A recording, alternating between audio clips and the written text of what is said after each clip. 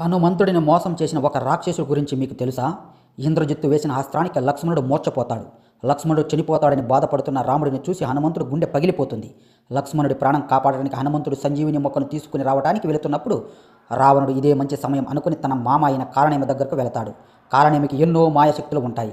రావణాసుడు కారణేమి దగ్గరకు వెళ్ళి, మామ నీవే ఎలాగైనా ఆ హనుమంతుడిని ఆపాలి. ఆ వానరుడు సంజీవిని మొక్కను తీసుకురాకపోతే లక్ష్మణుడు చనిపోతాడు.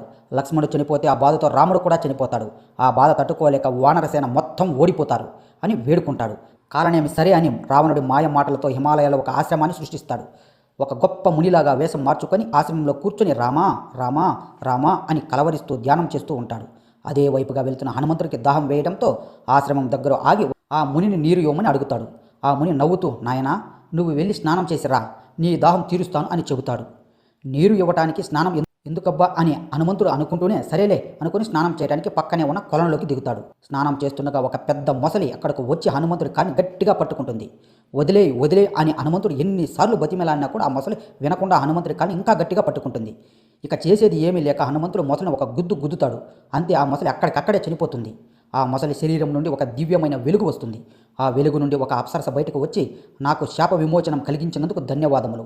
నేను నిన్ను చంపడానికి పట్టుకోలేదు, నేను నిన్ను కాపాడటానికి గట్టిగా పట్టుకున్నాను.